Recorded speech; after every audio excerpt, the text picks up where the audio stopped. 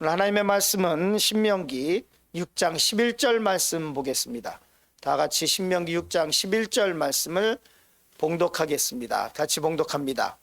내가 채우지 아니한 아름다운 물건이 가득한 집을 얻게 하시며 내가 파지 아니한 우물을 차지하게 하시며 내가 심지 아니한 포도원과 감람나무를 차지하게 하사 내게 배불리 먹게 하실 때에 아멘.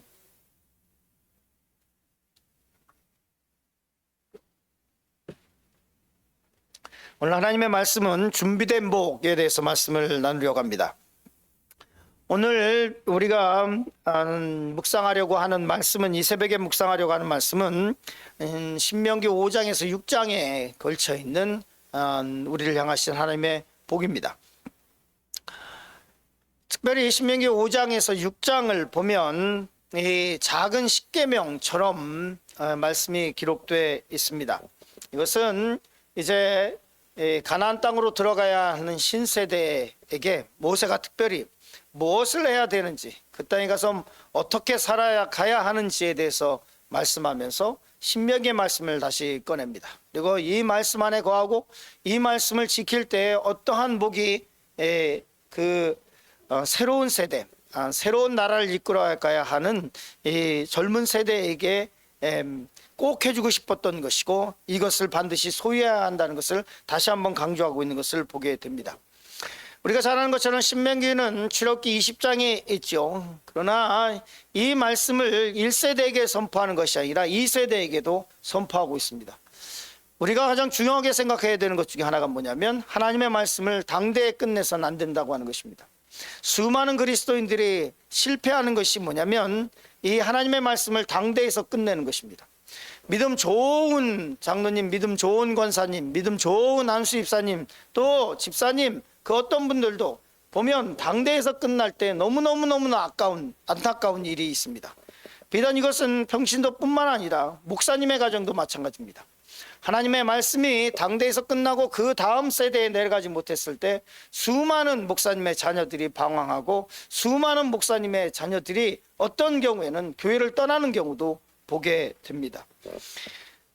모세는 이 신세대, 새로운 세대에게 신명기의 말씀을 다시 꺼내면서, 너희는 반드시 너희가 살고 죽느냐, 하나님의 은혜 가운데 사느냐, 아니면 하나님의 은혜 밖에 사느냐, 가장 핵심의 중점은 하나님의 말씀을 어떻게 지키느냐, 무엇을 지키느냐, 왜 지켜야 하느냐, 이 말씀에 대한 것을 하고 있는 것입니다. 그렇기 때문에 이 신명기 5장에서 6장까지는 모세가 신명기의 말씀을 강론하고 있습니다. 십계명이 전해주는 가장 강력한 메시지는, 하나님은 우리의 하나님이라고 하는 것이고 우리는 하나님의 백성이라고 하는 것이고, 그 하나님의 백성과 하나님과의 관계는 그의 계명을 지킴으로 인해서 이루어진다라고 하는 것입니다. 또한 신명기에서 얘기하고 있는 수많은 복들은 이 모든 것이 하나님으로부터 온다고 하는 확실한 확고한 복음이며 계명을 우리에게 전해주고 있는 것입니다. 첫 번째 말씀을 나누려고 하는 것은 질투하시는 하나님의 복에 대해서 말씀을 나누려고 합니다.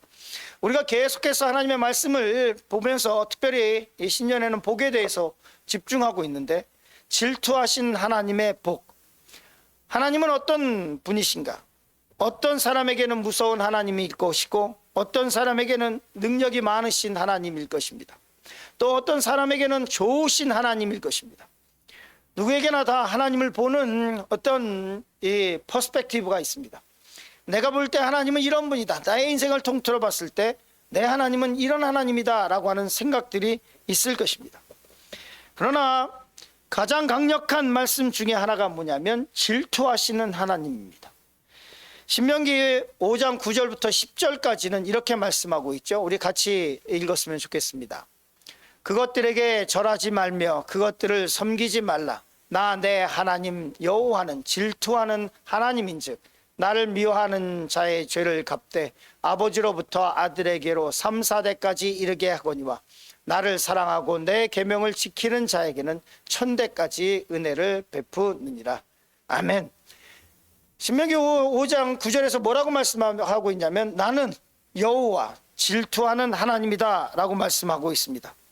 이 세상의 복 중에 하나님이 우리의 하나님이라는 것보다 더 큰 것은 없을 것입니다.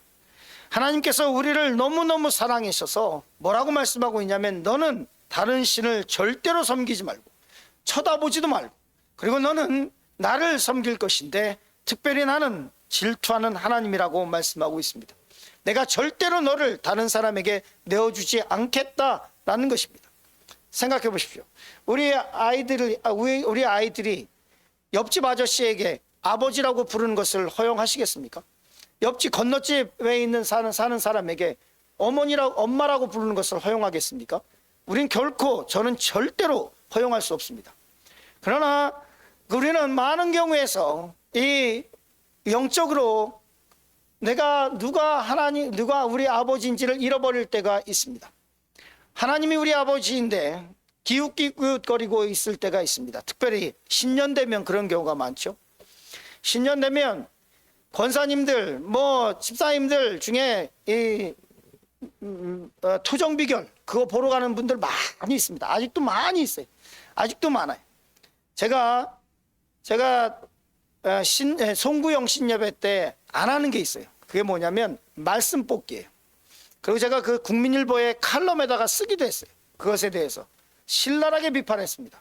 왜냐하면 그 말씀 뽑기라고 하는 것이 기복신앙의 아주 그 바탕을 깔고 있으면서 말씀을 뽑을 때 그것을 준비하는 분들이 누구냐면, 이제 교회가 작으면 담임 목사님이 준비해야 되고, 교회가 조금 되면 전도사님들이 그 말씀들을 쫙 찾아가지고 그래가지고 그 말씀들을 다 오려가지고 그러고 듭니다. 이거 완전히 짜고 치는 고스톱도 아니고, 거기다 또 시험에 들 만한 기분 나쁠 말씀들은 다 빼고 좋은 말씀들만 다 선별해가지고 그래가지고 그걸 바구니에 넣고 어떻게든 뽑습니다. 그래서 뽑아가지고 그 말씀이 하나님께서 주신 것이다 이렇게 얘기하는데, 어떤 분들은 그 말씀을 서로 교환하기도 해요. 뽑아가지고 이거는 나한테 하는 게 아니라 당신에게 어울리는 것 같아서 교환하기도 하고, 어떤 경우에는 그걸 뽑고 마음에 짐이 돼가지고 이게 왜 내가 나에게 뽑았냐, 그리고 와가지고 막 바꿔달라고 하시는 분들도 있어요. 뭐 하는 짓이에요, 뭐 하는 짓. 하나님의 말씀을 무슨 제비 뽑듯이 뽑아가지고, 이게 기복적인 신앙을 갖고 있는 거 아닙니까? 그리스도인들 중에서도 신년에 토정비결 보러 다니는 사람들 수없이 많아요. 한국에 가면. 한국에 굉장히 많습니다. 하나님께서 뭐라고 말씀하고 있냐면, 나는 질투한 하나님이다. 그것에 기웃거리지 말라고 말씀하는 거예요. 왜 다른 데 가가지고 기웃대면서 내 자식이 다른 남자에게 아버지라고 부르고 있느냐, 이런 말씀입니다. 이것이 얼마나 우리에게 중요한 말씀인지 몰라요. 그리고 특별히 뭐라고 말씀하고 있냐면, 오늘 말씀에 나를 미워하는 자의 죄를 갚되 아버지로부터 아들에게로 3, 4대까지 이르게 하거니와. 이 말씀을 보고 성도님들이 가끔 이런 말씀을 합니다. 아니, 어떻게 아버지가 잘못했다고 해서 그 죄가 3, 4대까지 이르게 됩니까? 이렇게 물을 때가 있습니다. 저는 원본에도 그대로 되어 있지만 이 원본 말고 풍속을, 그 당시에 문화적인 배경, 사회적인 배경을 이해해야 됩니다. 왜냐하면 그 당시에는 3세대가 같이 이렇게 모여 살았습니다. 우리도 그렇죠. 예전에 3대가 같이 모여 살았습니다. 하나님의 징벌이 한 가족에게 임하면 3세대가 같이 그 고통을 당하게 돼요. 비근한 예로 아버지가 사업을 망했다. 그러면 가족들이 싹 다 그 고통을 당하게 되죠. 2대가 벌써 힘들게 되잖아요. 근데 3, 4대가 같이 있는 가정에게는 하나님의 징벌이 임하면 3, 4대가 같이 임하게 되는 것입니다. 그런데 뭐라고 말씀하고 있냐면, 나를 사랑하고 내 계명을 지키는 자에게 1000대까지 은혜를 베푸겠다고 말씀하고 있습니다. 질투하신 하나님의 복, 내가 절대로 너를 빼앗기지 않겠다고 하시는 이 확고한 하나님의 선언은 신약 성경에도 나오고 있습니다. 로마서 8장 38절부터 39절 말씀, 우리 다 같이 한 목소리로 봉독했으면 좋겠습니다. 내가 확신하노니 사망이나 생명이나 천사들이나 권세자들이나 현재일이나 장래일이나 능력이나 높음이나 깊음이나 다른 어떤 피조물이라도 우리를 우리 주 그리스도 예수 안에 있는 하나님의 사랑에서 끊을 수 없으리라. 아멘.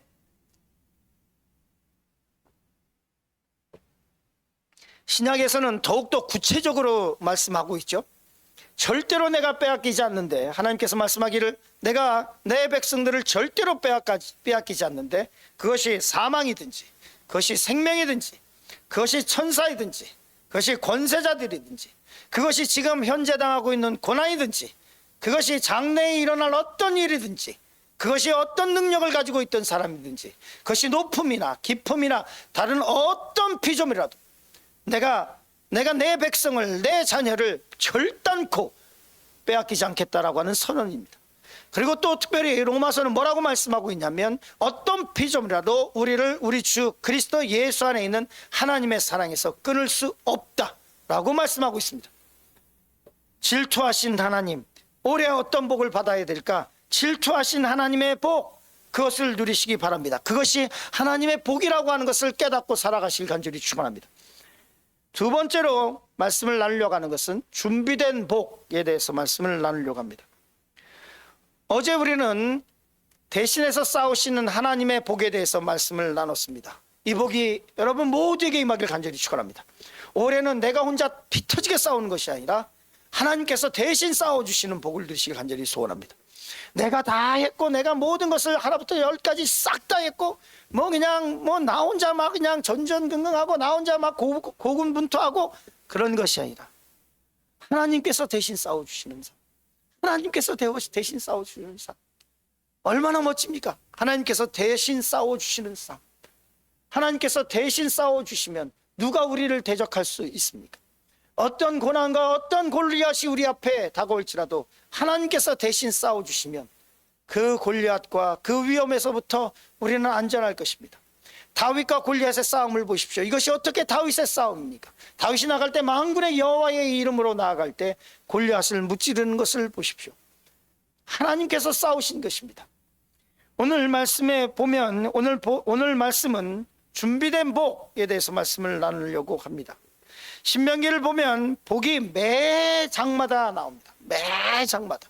언제 우리가 새벽 예배 다시 이제 신명기 가지고 할 날이 있겠지만 이 매 장마다 나오는 여러 복 중에서 여러분은 어떤 복을 받고 싶으십니까? 특별히 많은 사람들이 참 멋진 복이 있는데 그것이 신명기 6장 11절에 나오죠. 우리 같이 읽겠습니다. 같이 읽습니다. 내가 채우지 아니한 아름다운 물건이 가득한 집을 얻게 하시며 내가 파지 아니한 우물을 차지하게 하시며 내가 심지 아니한 포도원과 감람나무를 차지하게 하사 내게 배불리 먹게 하실 때. 아멘. 뭐라고 말씀하고 있습니까? 어떤 복이에요? 너가 채우지 아니한 아름다운 물건이 가득한 집을 내가 너에게 줄 것이며. 실제로 그래요. 실제로. 우리 장로님, 너무 많은 장로님이 있어서 뭐라고 말씀을 할 수는 없지만 하여간 어떤 장로님이 집을 샀는데, 우리 교회 장로님입니다. 그 집을 샀는데 거기에 집주인이 비싼 걸로 가구를 다 해놨더래요. 그러니까 가가지고 그냥 누리면 되는 집을 사게 됐다는 거예요. 할렐루야. 남의 일이라고 아멘도 안 하는 건가요?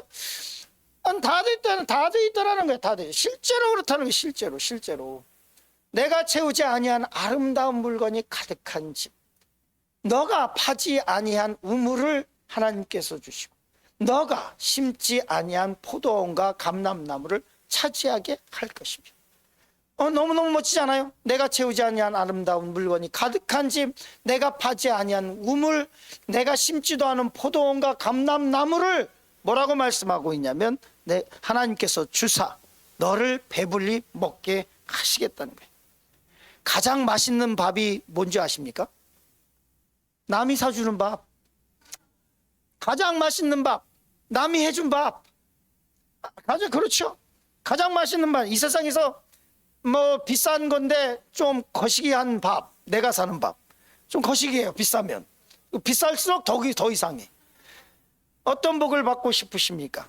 하나님께서 대신 싸우셔서 내가 채우지 않은 아름다운 물건이 가득한 집을 얻고 내가 파지 아니한 우물을 차지하고, 뭐라고 말씀하고 있습니까? 내가 심지 아니하는 포도원과 감람나무를 내가 취하고 그 안에서 배불리 먹고.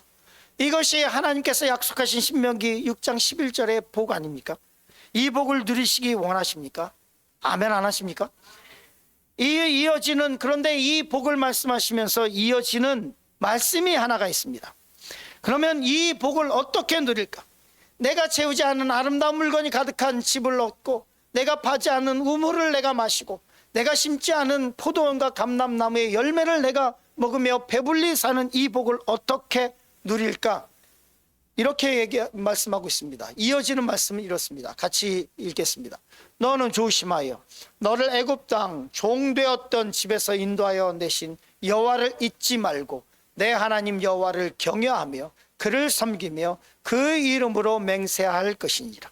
이러한 복을 어떻게 받을 것이냐? 하나님께서 이스라엘 백성들에게 너는 가나안 땅에 들어가서 절대로 하지 말아야 할 것과 할 것이 있는데, 특별히 하나님을 잊지 말고, 그리고 내 하나님 여호와를 경외하는 것을 잊지 말고, 그리고 그를 섬기며. 여러분 그거 아세요? 하나님께서 주시는 복을 받는 것도 굉장히 중요하지만 그 복을 유지하는 것도 엄청나게 중요합니다. 저는 목회하면서 많은 사람들 봤습니다. 하나님께서 주신 복을 유지하지 못하고 그것을 킵하지 못해서 정말로 하나님께서 주신 복을, 그것을 다 잃어버리는 사람을 수도 없이 많이 봤어요. 그럼 그 사람들이 왜 그 복을 잃어버리느냐? 이거 하지 않아서 그래요.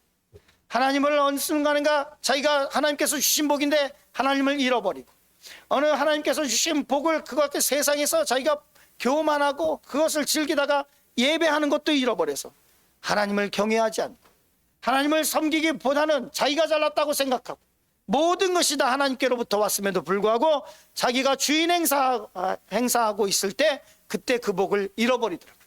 신명기 말씀은 아주 분명합니다. 이스라엘 백성들에게 가나안 땅에 가서 내가 이런 복을 줄 텐데 너는 이 복을 천대까지 어떻게 간직할 수 있는지에 대해서도 말씀하고 있습니다. 하나님께서 준비하신 복, 그것을 받아 누리시길 간절히 소원합니다. 신명기에서 말씀하고 있는 신명기 6장에 기록되고 있는 이 복을 누리시길 간절히 축원합니다.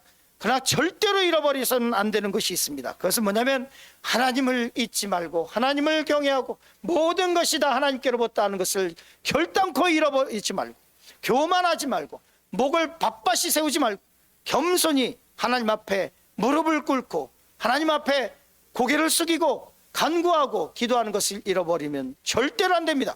그리고 하나님을 섬기는 것을 잃어버리지 마시기 바랍니다. 하나님께서 주시는 복을 소유하시기 간절히 축원합니다. 그리고 그 복을 잘 지켜내시기를 간절히 축원합니다.